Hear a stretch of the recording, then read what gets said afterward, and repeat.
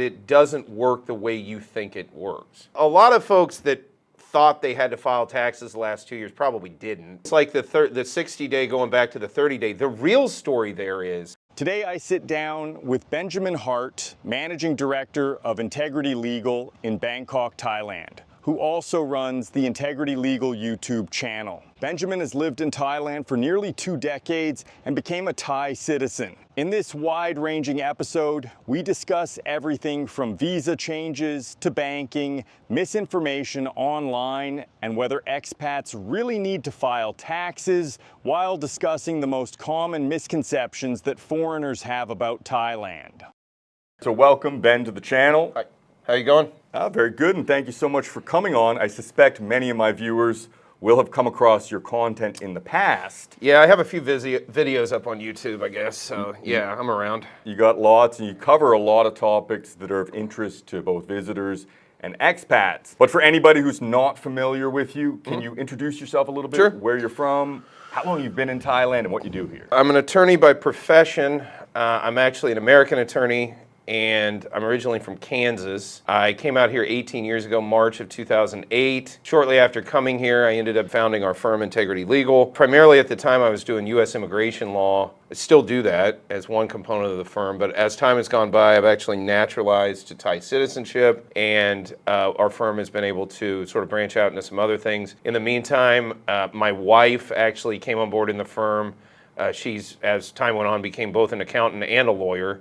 And so and she's Thai, so she handles kind of a lot of the more detailed Thai stuff. Again, I'm an American attorney. I kind of have this, it's not quite a liaison function, but I put together the right Thai legal experts to be able to assist foreigners. That's kind of what I do in a very real sense. Yeah, you've gone through the full arc here. Yes. Arriving, I mean, a lot of experience.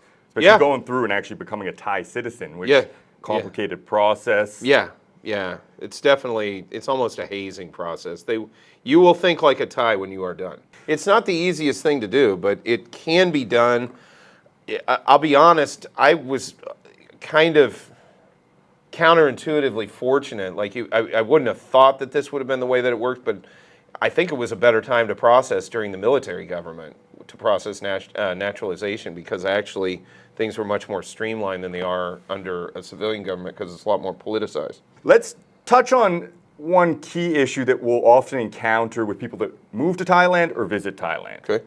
What do you, as somebody who's been here for a long time, works with lots of foreigners, think that most people misunderstand about Thailand when they first come here? This is a wide open question, so. That two things. It's not as cheap as you think, and there's no notion that it should be cheap. That's a big one I see a lot from foreigners, is this whole like, well, it should be this. It's like, no, there is no should. It's just whatever it is. The other is that it doesn't work the way you think it works. That's the biggest one I also see from foreigners here. It's like, well, I read on the internet that it works like this. And then when it doesn't work like that, they get all mad. And you're sitting there going, well, first of all, you made all those presumptions and assumptions apropos of nothing. The internet's kind of been an odd thing here. One of the reasons I first started my channel, and if you go back and watch, in October of 2016 I started it, and it's very rudimentary even compared to what it is now, even though largely the format hasn't changed. But one of the big reasons I did it was because at the time the cliche was, well, I read it on Thai Visa. You go back far enough to remember the days of like, because it was about 10 years ago that was sort of phasing out with the forums and as the way that these people sort of figured out how things worked here. That was ending, and there was just so much misinformation out there. It was either way out of date, or it was just, yeah, that worked for one guy in one province one time. That's not the way it works all the time. But those are the two things. There's a lot of, I hesitate to call it completely an entitlement attitude, but it can sometimes sort of fall over into that kind of mindset. Yeah, those are the two. The idea that, well, it should be cheaper or it should work like this. Well, you're the foreigner. It's going to work the way the Thais want it to work, and it's going to cost whatever it costs in the Thai economy. I think it hits the nail on the head as somebody who also interacts with a lot of comments Yeah. that you you will see these presumptions about both cost Yeah. and how things operate here. And Sure. I'm often also left thinking, I'm not sure where that always comes from. There's an odd phenomenon of foreigners in Thailand that I've never seen anyplace else, where they impose their paradigm, and then when that paradigm doesn't like stick, they get all mad. But it's like I've never known any other country where you would go to and be like, your immigration system should work like this, and it's like, why? Because you say so? I don't know what that's born of. I think it's born a little bit of going back into the colonial era. The Thais sort of had to bend without breaking in order to like just sort of deal. And then even in the Cold War, the same way, they had to accommodate certain foreign presumptions, but it didn't change the fact that they weren't. That still wasn't the way it worked here. The Thais just kind of let them think that that's how it worked. That's the other thing I've described. Expat land. Do you remember the show Fraggle Rock? I don't think I ever saw it. No. Okay, it was a Muppet show, but there were two kinds of, there were Fraggles and Dozers, and the Fraggles were always they lived in these like grotto cave things, and the Dozers were always they were littler and they were building things in the background, and the Fraggles were always like wandering through, knocking all their stuff over, and the Dozers would just go back to building it. You know, the Farang are kind of like Fraggles in that sense. Like they just kind of go around thinking and disregarding what's going on around them, and then kind of presuming that their paradigm is really how it works here. I don't know how many times especially not so much now because you know the proliferation and democratization of information has made things a little bit better. But I remember when I first got here, you'd sit around bar stools and stuff and talk to these guys that would tell you, oh, this is the way that it works, and then and they'd go on about it for 38 minutes about how this is the way that such and such works for this, that, or the other thing. And then I'd go talk to like a mentor of mine who essentially, he's a naturalized Thai too. He's an American attorney as well. I would go talk to him and I'd be like, is this really the way that this works? He'd be like, no, it's not the way that works. You know, there's a lot of that. Part of it I think comes from living in a place where there's a constant language barrier. Part of it is, you know how the Thais can be intentionally opaque. You know, they don't really want the foreigners to know how everything actually works all the time. So there's an element of, oh, just let them live in their illusions. I think there's a cultural thing there too. So, because my wife is immigration police, Sure. so I sympathize entirely with these, because she'll talk about interactions at the airport. And for example, I just traveled to the United States and I entered JFK airport, and the American immigration, very strict, very serious. Yeah. I'm Canadian, so we're pretty close in terms of relation, but I still got all the questions. How long are you staying for? You know, what are your plans? Where are you staying? I answered nicely, politely, and they said, okay, have a nice trip. And right behind all the immigration officers are the heavily armed guards. Yeah. And these doors that are leading you into the security rooms. Yeah, secondary inspection, a lot of fun there. And nobody is putting up a fuss about anything. People come in here, and if they get asked questions, there's a presumption that they shouldn't be asked any questions. It's a throwback, I think, to the old, honestly, I think it goes back to like the old international settlement Shanghai, the old days where it was kind of the colonial era where the foreigners, but Thailand was never part of that. And, you know, the Farang would do wise to remember that, because I think as time moves forward, that presumption is going to get you into a lot more trouble. In the past, the Thais just kind of, okay, let's just get this person on down the road. But moving forward, I don't think it's going to play like that. That's been the other odd thing the last 5 years is if you go back to, let's call it 6 years, if you go back to 2020, Jan 1 of 2020, we were on the immigration system that I had been dealing with since 2008. And then from that point, we went into the emergency decree. You needed certificates of entry, full lockdown. The only people that could get in the country had work permits. Then a few months later, they said, well, we might let married people in. Then they said we might let retirees in. And they said it started trickling back in, but we were still under the emergency decree. So then you had the Thailand pass, and then they had whatever, there was another iteration of it after that. Then they repealed the decree in 2022, shortly after Amity legalized cannabis, by the way. And everything sort of went back to normal I put that in quotation marks. But then that was the weird thing because we had to revert back to the old system. And then they started introducing all of these new visas right in the aftermath of that. So the most fluid years in terms of visa policy that I've been here have been from 2020 to now. Well, I think you just segued perfectly into what my next question was going to be is, what do you think about visa policy, current visa policy? I think you covered a lot of it there where we had this big rupture during the COVID era where coming out of it, there's been a lot of different announcements, pivots, not as many changes as I think people think because we get more announcements than actual changes. But there was a long period of relative stability prior to COVID on visa policy. People forget the entire immigration thing was created in the late 70s by a guy named Tanom, who was at the time one of the triumvirate guys that was running the government then. He actually invented all the visa categories that we're now used to.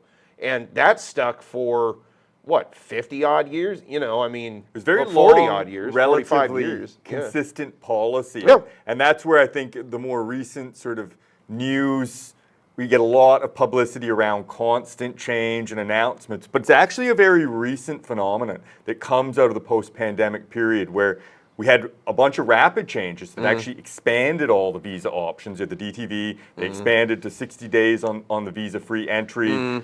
They expanded to 93 countries. So we had all this opening up, but it has created a certain amount of friction within Thailand to have so many people suddenly come in. Well, I think ultimately, actually, what it was the political faction that was driving what I later called the rump parliament or the rump government was World Economic Forum driven. I mean, it was like globalism, and the Thais are accepting of some of it. Like I think some of it they're okay with, but not all of it. And it's gonna be pushed back. Like for example, again, going from the 60 to the 30 day, that's not really what the Thais are really doing here. It's the fact that we're going from 93 countries back down to 57. It seems to be what's going to happen.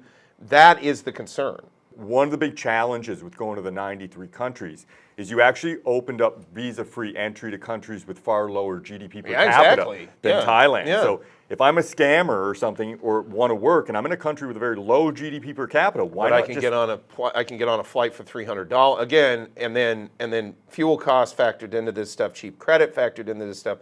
I'm able to get a quick loan. I'm able to get a quick plane ride. Get into Thailand, completely disregard the work permit rules, do whatever I want to do. Thailand does not have infinite resources. It can't support the whole world wanting to live and work here. Like it just can't. It's not got infinite resources. So they have to make restrictions somewhere. And they decide to primarily make their restrictions based on nationality and promote their own labor force over, that of some other country. Or some other nationality. So in that sense, I think you'll see kind of a reversion to the mean on all of this immigration stuff. So Barry Kenyon, the late great Barry Kenyon, he wrote for Pattaya Mail, followed Expat Matters. He was the honorary consul down in Pattaya for years, followed expat stuff. He was talking visa matters back in this past summer. And he said he thought there would be a new immigration reform bill in this new parliament. I disagreed with him at the time. I didn't think that was going to happen. I think he's right now. In the interim, especially, there's no one group. Let's be very clear. There's no one particular group that's worse than any of the others. So let's start from that premise. But we have had a spate of what I call on my channel foreigners behaving badly. You've had all these folks that are coming over here and getting in all kinds of fights. You've got people coming in here. I just did a video where 68% of all the corporations on Koh Phangan and in Suratani province, and I think Koh Samui was in there too. 68% of all the corporations in that area have foreign influence on them. That, to the Thai authorities, I think is concerning. Even when I heard that number, I was like, whoa. It's a big number. Almost 70%. So 70% of the companies down there have foreigners on them. That means only 30% are like Thai companies. And you could explain the problem there, right? Because that would mean technically kind of a gray area.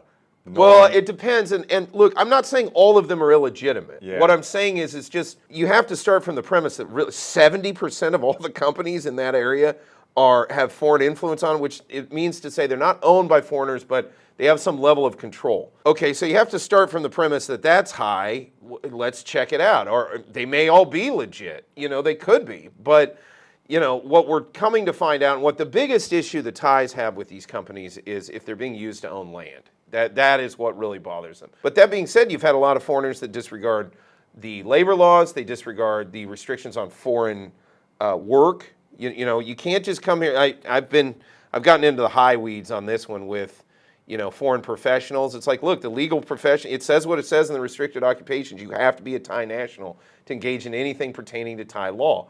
Same thing with medicine. Same thing with land trading. Same thing with matters pertaining to national defense, inland transportation, like the logistical business, all of that stuff. That's highly restricted to the Thais. They're very, very nationalistic.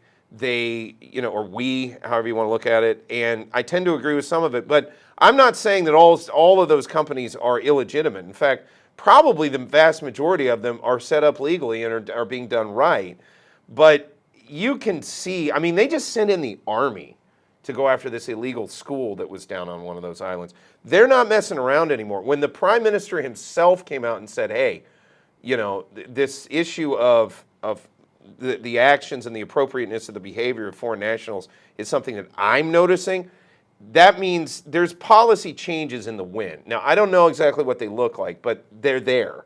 They're going to happen. And what my hope is, going back to Barry Kenyon saying that we would get a bill through Parliament, we need comprehensive immigration reform.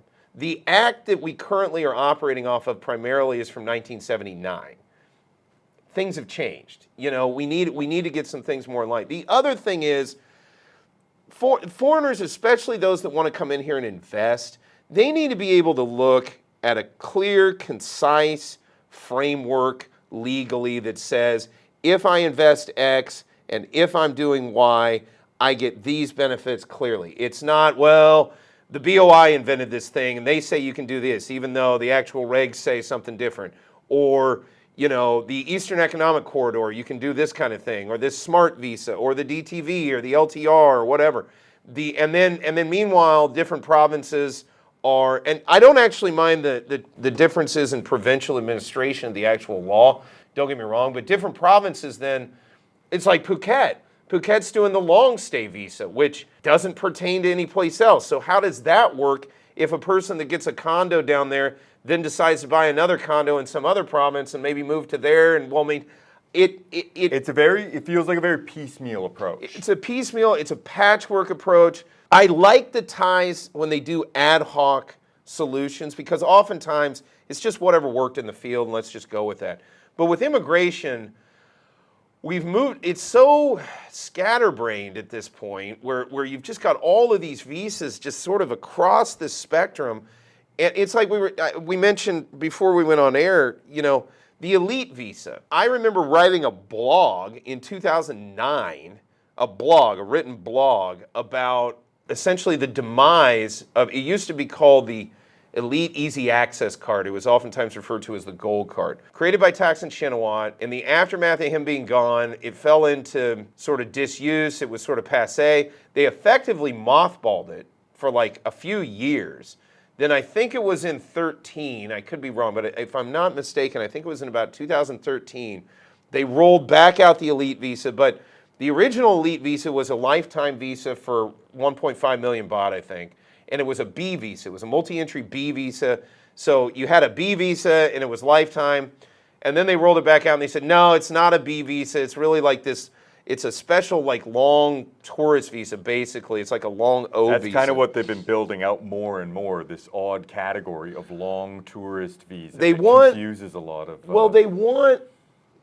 There's a couple of things going on at once. Like, one, and I don't mean this in a negative way, but I think that there's some push toward wanting to put foreigners into a longer category of visa, but into one where it's a little bit more nebulous so that they can, if they feel the need to deport someone, they can just be like, well, you don't meet this requirement, you're gone. There really isn't a lot of counter argument because that's my biggest problem with the DTV. And I know people think I hate the DTV for my own sort of selfish reasons. No, I don't like it because I've seen so many bad outcomes and I saw it coming with these people that thought they were getting one thing and they were getting something totally different. So the DTV, we're talking about the Destination Thailand Thailand visa, right. which was rolled out. It was 2024, that one? They came up with it in 23, and I think they rolled it out in 24. That And sounds it's about right. the popular 5-year long stay tourist visa with very ambiguous. Yeah, well, and that's the thing. When they rolled it out, they said you can only extend it once. I've had that reiterated from Thai immigration. They've said there's only one in-country extension. Because, again, you had to look at the background of when they were creating it. Pei Tongtan was coming in. They wanted to make tourism numbers look really good while she was coming in for a variety of different reasons. That was politic in the moment. They didn't really want to accentuate the negative, I guess, which was it's not work authorized, unequivocally. Yes, and this is a big one that, yeah, Thai immigration is, they're not making a policy that it's legal to work remotely in Thailand, but what they're doing now is they have a policy of basically not concentrating on remote workers. It's not... It's an odd contradiction that popped up there on work authorization because you're not technically supposed to work at all when you enter a country right. on a tourist visa or visa exemption here, but it's a tourist visa. And yet the DTV is a tourist visa that required you to you've got the soft power side. You can do Muay Thai or culinary. But the remote income side was actually you have to present this proof of income.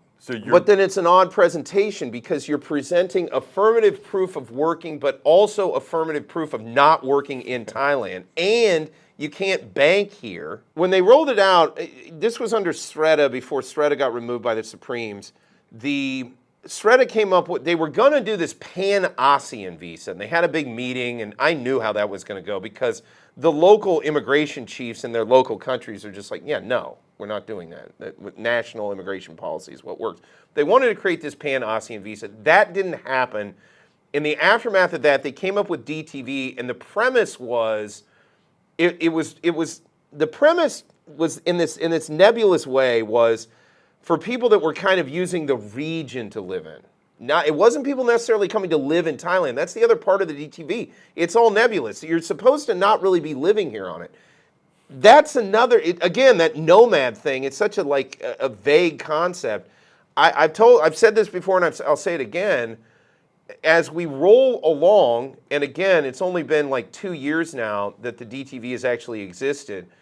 As we start to get to 2029, you're going to start hearing stories about immigration turning DTVers away because they're going to be like, yeah, you're living here. And that's not actually the purpose of that renewal. Well, they'll deny the reentry.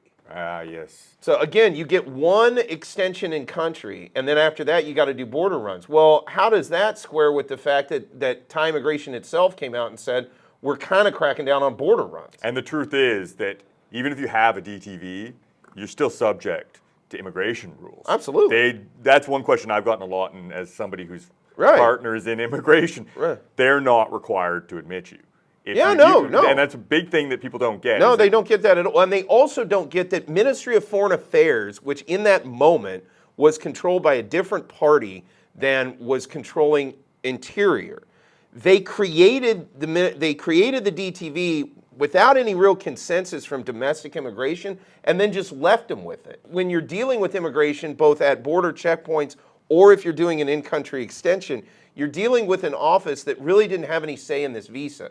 So you're already walking in on your back foot. They're kind of already looking askance at you. So for a lot of people that are young, it really was a good solution to folks that, I used to remember talking to people on the phone, especially in consults and stuff, and I'd be like, how old are you? Oh, I'm 43 years old. Okay, you're 7 years shy of 50, you can't do a retirement visa. Well, I don't really want to work there because I don't, I have a remote job. Some people would choose to go through the corporate route, and we set people up with work permits and visas, and that worked out for many people. We put them on track for permanent residence. I got a lot of people PR over the years. Fine. But some people would just say, no, that's not for me. I don't really want to spend, back then it was $500,000 baht on an elite visa, although, if you're 43 years old, that was probably in the moment the best way to do it a few years ago. But in a sense, the DTV did kind of fill a niche, My thinking on it was it should have just been a one-off. If I would have built it, it would have been a 1-year visa, same terms, but it would have been a real 1 year. But then you had to renew it abroad every year. It would be like the E2 visa is for the United States, as like an investor visa, similar to it. You would have to yearly leave, get a new one, prove up that you still had your remote work job or you're still doing whatever you were doing, and then you come back in. I was very surprised with how it rolled out. I thought they would do something like that too when I heard about it. Well, there was politics behind that. There were politicians behind that really threw that out there for political reasons, and they weren't thinking about policy in terms of immigration and stuff. I expect over time they will reform it, and it will come to find its own kind of equilibrium. Although I really do think we could and probably will end up with comprehensive immigration reform. If that's the case, I would like to see just a streamlined set of visas. It's like whatever they are, B, O, 5-year this, but here's the criteria for that. A 1-year this, but here's the criteria for that. Rather than this, again, just this patchwork. Well, the challenge with especially the DTV was it was getting administered primarily by the embassies, which actually all had different rules. Well, it was being issued by the embassy. Exactly, it was issued yeah, by the and embassies. then so you go through that where Austria was doing things totally differently than Canada. And they both were doing things differently in the process from the U.S. And then you got to come into an immigration system that's already sitting there kind of going, why do we have this? Yeah. So and already isn't the biggest fan of that particular approach to living in Thailand. So that's another side of it. All of the policy, for good or ill, whether you agree with it or not, the policy theretofore was always, really no, if you want to live here, you need to be in a non-immigrant visa. That's how it works. Meanwhile, though, I don't exactly disagree with the policy in the moment when they made them because we needed to get people in. We needed the money. So the country needed it. So on one level, yeah, but I think now that with the Iran thing, the world is shifting. The tectonic plates of the world is shifting. The era of the environment that has allowed for this kind of nomad lifestyle, I also think is changing, and law and policy won't have anything to do with that. That will just be facts on the ground will not support necessarily that lifestyle as broadly as it once was able to be supported by the prior system. I think there was a lot of turbulence, and you had swings in policy, and most countries had the same. I mean, in Canada, I'll talk about this with my partner. We had a massive opening up of non-resident visas, especially temporary foreign workers, education, and it overwhelmed the housing, and they've just cut it all. It's because the previous government pursued this wide open policy, which seemed to roll out globally. So when you talk about a globalist sort of idea there, where all the governments of the world were sort of rolling out very similar policies at the same time. Supranational. It was supranational. Variations on a theme. Europe was letting everybody in. Again, the United States, it wasn't so much it was policy, it was just everybody, especially during the Biden administration, they just sort of looked the other way. That's the interesting part of it, is that in Canada, because it has a very controlled border, we only share it with the United States. Same as Australia, my friend. We actually enacted. Do you not border anybody else? There isn't some border in the Arctic or something somewhere? No, I guess you could probably swim across to Greenland. Okay, all right. So you border the Danes, do you? Okay. They're not migrating en masse over to Canada, not yet anyway.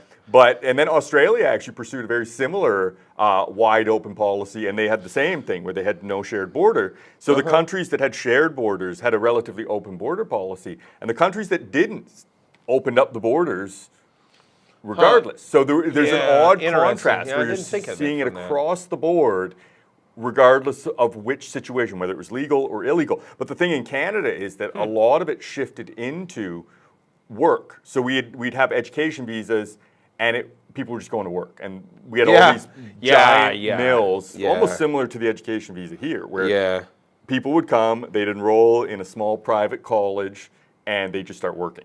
And the youth unemployment rate skyrocketed in Canada because essentially what was happening was management from other countries would only hire temporary foreign workers and people on these ED visas because they didn't understand labor laws. This is what the Thais are seeing. That's the same. That they don't want, and this is, I think, why we're seeing a lot of these crackdowns and things is because the Thais are sitting there going, "Hey, we got enough problems dealing with our own people. We don't need this. And I think we're going into a much more. It's going to be a much less laissez-faire immigration system than perhaps it's been like the last 2 years. That's the way I look at it. And I think when you talked about earlier that, people come in here with their own sort of idea of how things should operate. Yeah. They don't realize Thailand's dealing with much the same issues that the West is on migration, illegal work, land ownership. And these policies are all similar reactions as kind of what you're getting in some Western countries. I think the Thais are far more nationalist. I think, they actually restrict people from owning land. They restrict people affirmatively from working, and they actually do enforce it. Now, are they everywhere at once? No. I do remember a guy who was down in Pattaya. His wife and him it was kind of the classic sort of bar and grill kind of thing. They sold some food, and they had a bar, but it was in her name. He was on a retirement visa. He didn't actually work there. He sat on the customer side of the bar. She worked there, but he was like hanging a painting. Like he was hanging up a painting once, and the cops drove by, and they were like, "Oh, well, that's work." There was a time when they were hyper, like picayune about that.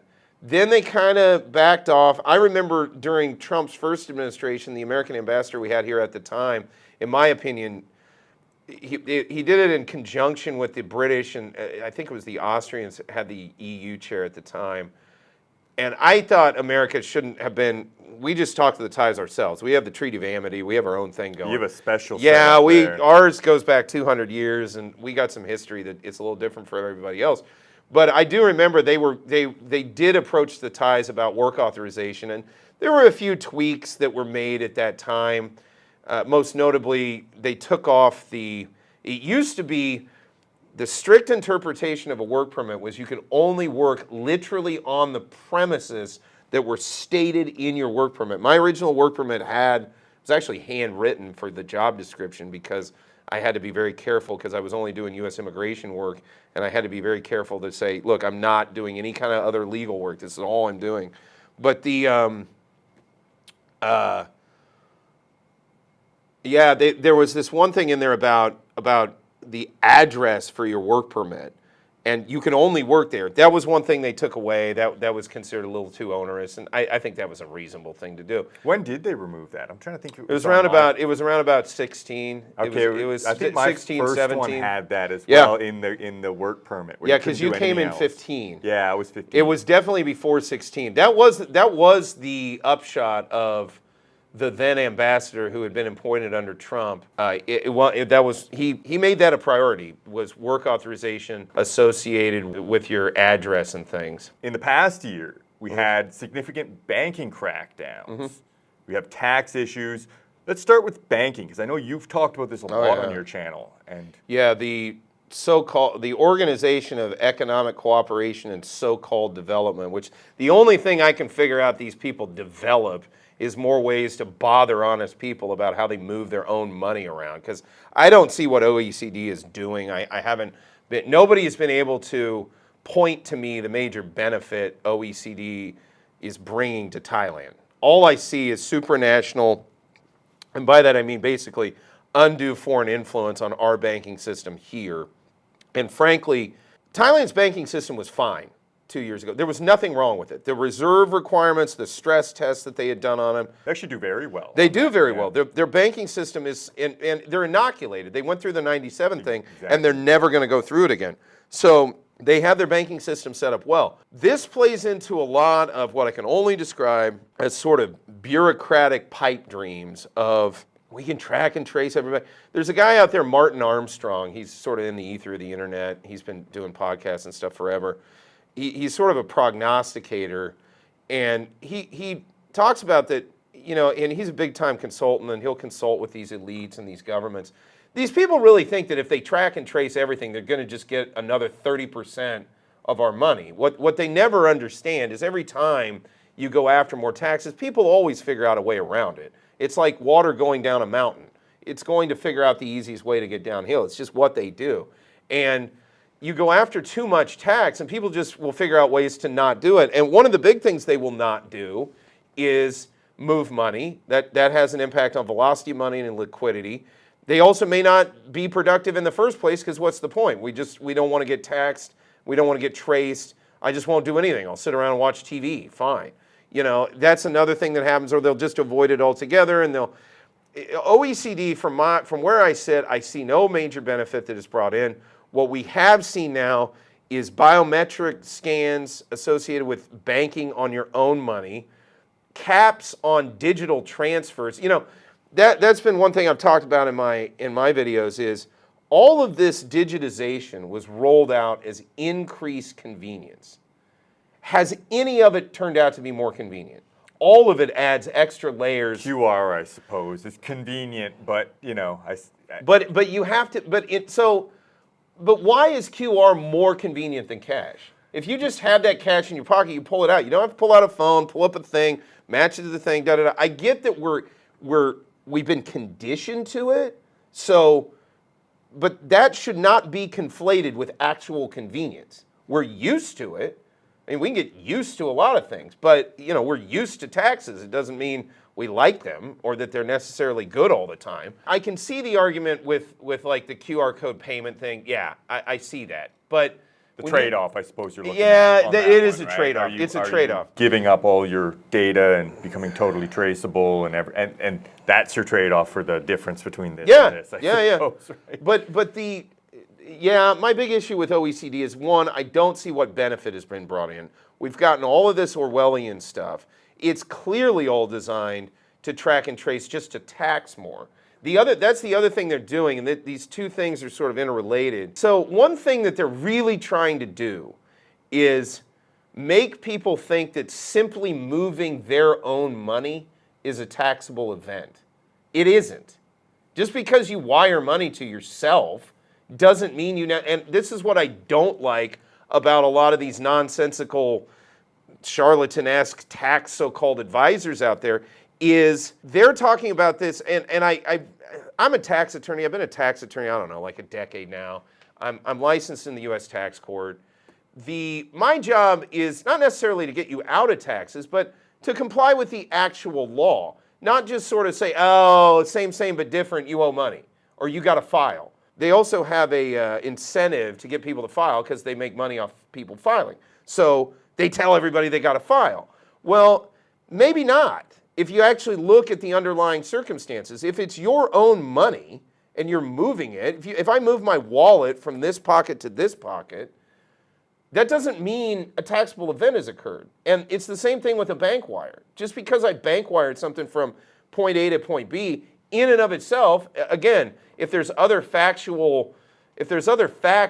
the analysis, like, oh, I had a capital gain of X amount from selling my house, and then I moved that money over to here, and I've been living here 180 days, and now I am tax resident here, so I'm going to pay that here rather than pay it over there, or pay it there and get my foreign tax credit here when I do my filing here. Whatever, however I decide to do that, again, that's a very different thing than just I'm wiring it from point A to point B. I'm wiring my own money that I've always had.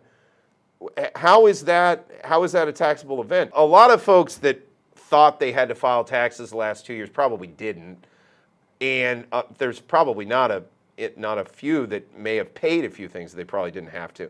Moving forward, you are going to see a much more uniform tax set of rules that will be less nebulous than they've been the last 2 years. That said, it's not a foregone conclusion that you even need to file for taxes in Thailand, even if you're here 180 days.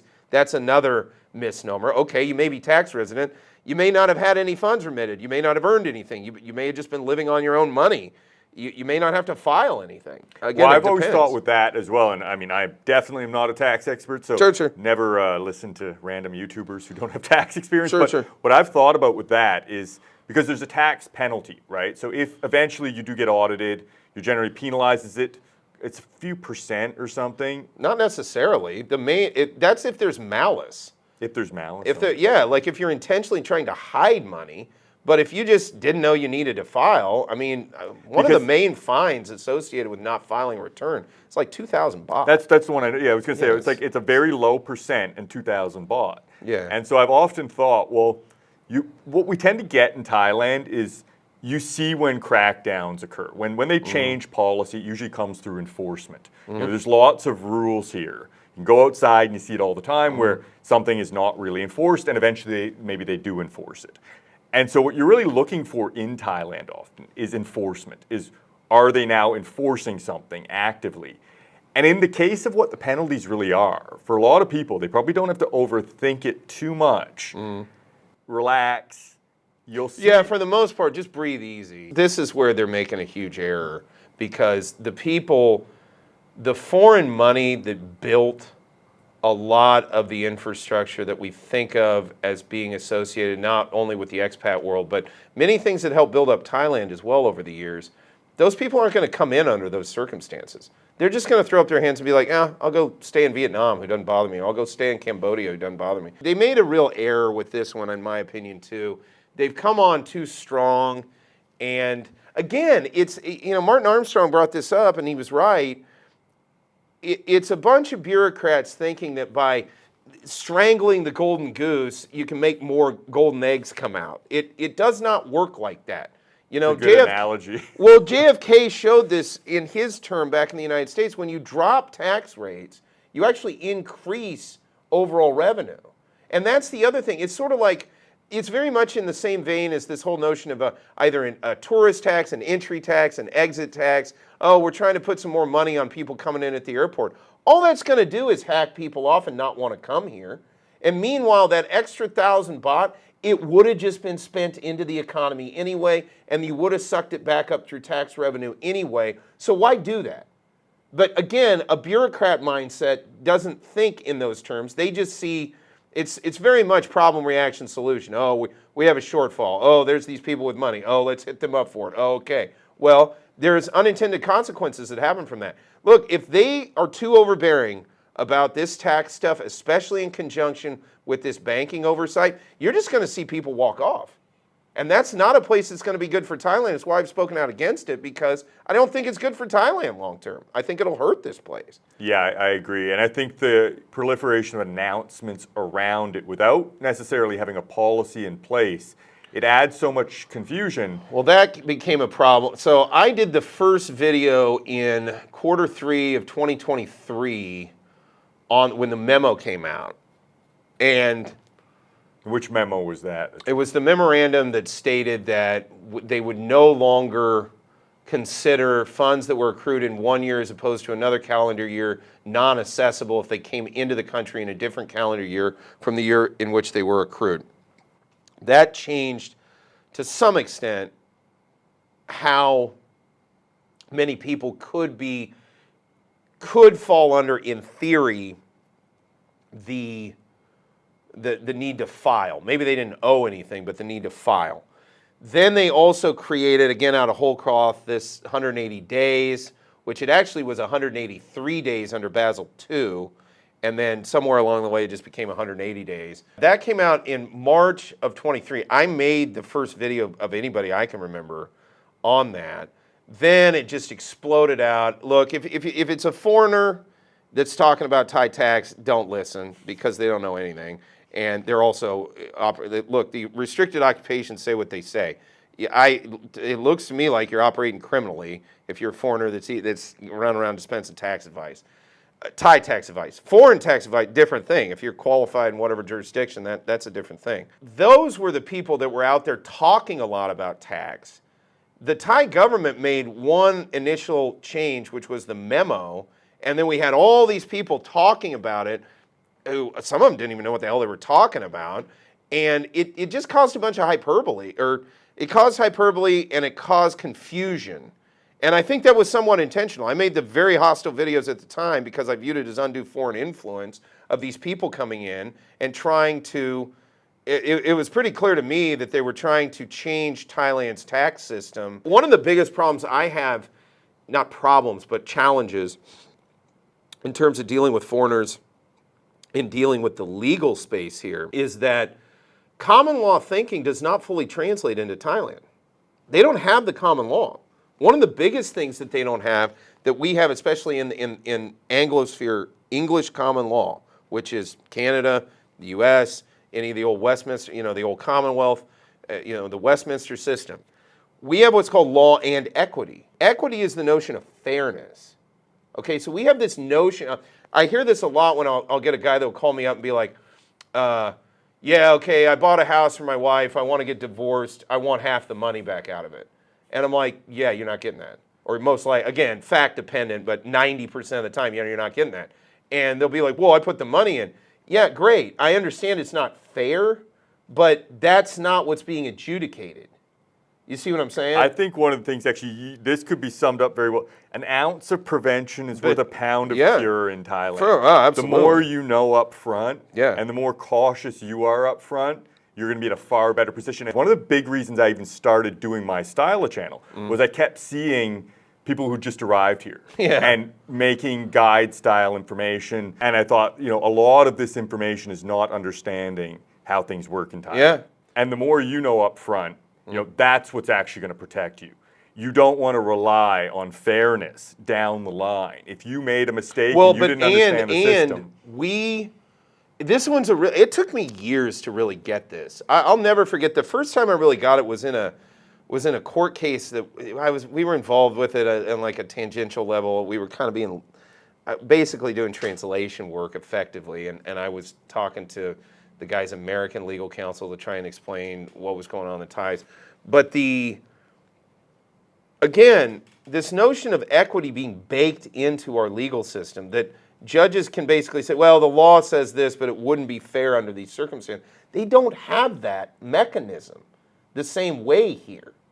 You see, and I'll trust your judgment. Well, there. and I can't. I don't pretend I know about Thai law. But what I mean to say is, this is really, really fundamental stuff where we make, these are the kind of presumptions that people make. It's like they call me up and they say, well, I put in half the money, or I put in the money on it. I just want I want half the money back. And it's like, no, you signed a document that says it's hers, says that you gave her the money to buy the house. It's gone. That's the law.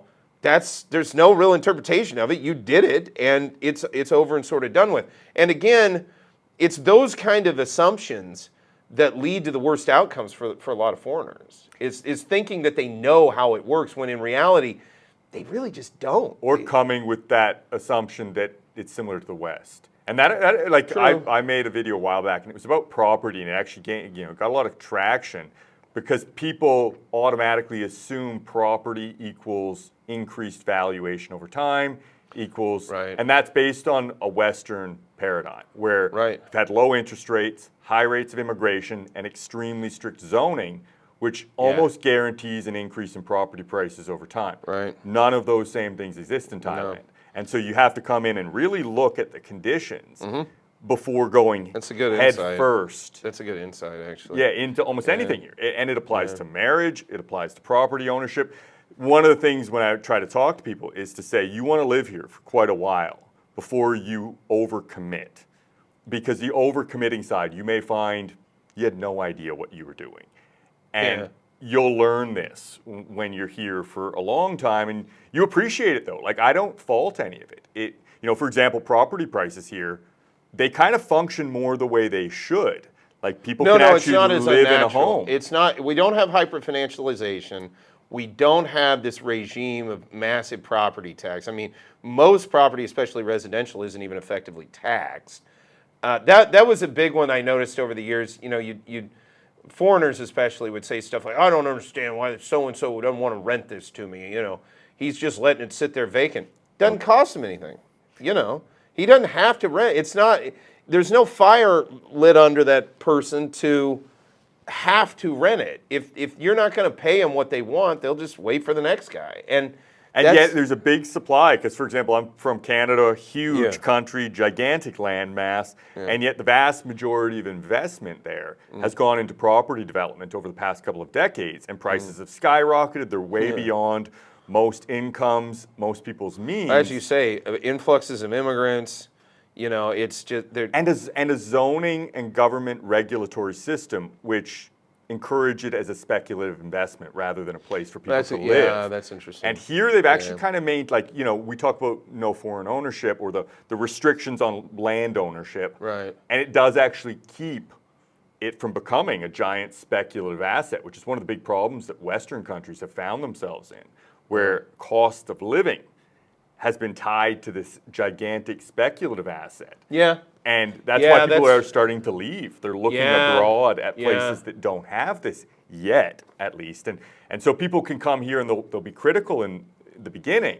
But over time, you'd start to think, maybe they got some things right. Well, yeah. Maybe your own society also has a lot of Maybe things you wrong. should be taking a page from them. Yeah. Yeah. I'd seen that. I see what you're saying. Yeah. So we recently had some changes that have been in the news around Wise. And I'm just wondering what if you've been following that one and what your insights might be on that.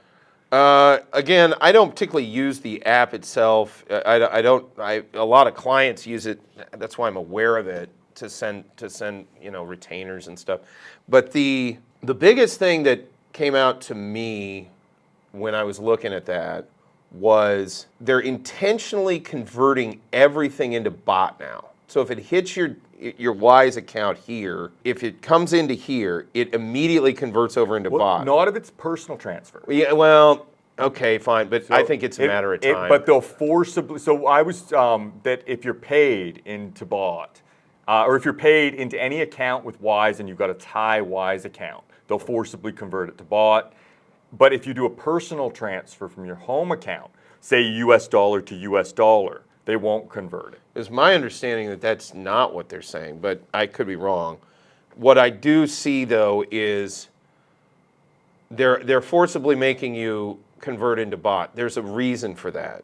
That in a high percentage of fact patterns, that will put you into a situation where they would say that there was a taxable event that occurred.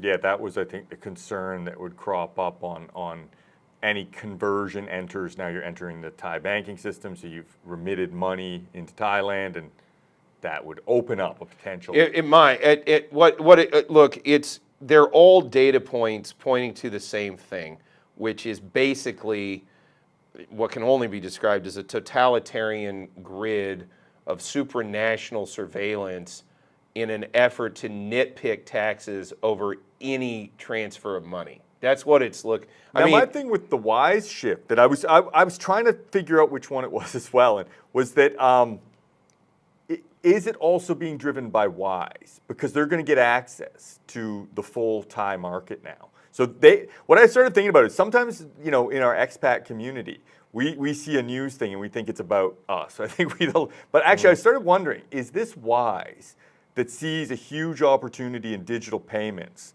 and they now want to go out and get regulatory licenses around the world that allows them to enter the digital payments? It's estimated to grow by, I think it's 30 billion. All of this fintech stuff it's driven by a hand in glove. Look, if these guys can make the money, they will comply with whatever the government tells them to make the money. So for Wise, it's like if the Thais or anybody else tell these OECD whatever say, okay, now you have to start. The fascinating thing about Wise is there was a movie. It had Joseph Gordon-Levitt in it. He played a bike messenger. I can't remember what it was called off the top of my head, but the thrust of the movie was that there was he had to get this ticket that was cut in half. It was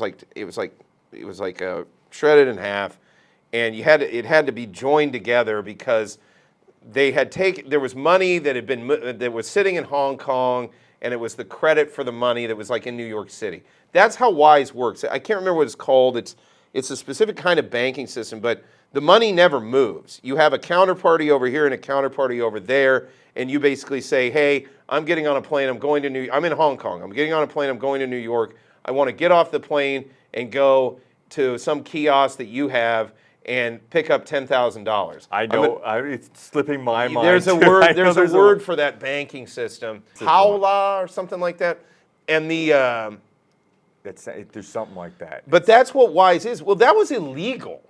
If you go back 15 years ago, that was if you were running an operation like that, you could get into some serious problems. And then, regulations change, and in the world that we live in now, I'm not saying Wise is doing anything wrong. If anything, they're trying to deliver more efficiency, cheaper costs to their customers, which is what they should be doing. But in answer to your question, look, these guys are already in this business. Their business is moving money. If it's going to be easier for them to comply with the government and do more Orwellian stuff, they will. That's just how they will do it, because it's in their interest to do so. What's that scene from the movie Three Kings with George Clooney, where he's the major and he says, what's the most important thing at any given moment? Necessity. And they'll just do whatever's necessary to them in this moment to comply so that they can keep operating. I don't blame them. That's how everybody operates. But the long term, what it looks like to me, the clear thing I took away from it is you're going to see more forcible conversion into bot. I think that trend will continue. Even if for personal account you don't have to necessarily do that, I will bet that will come down the pike within a year or two of this.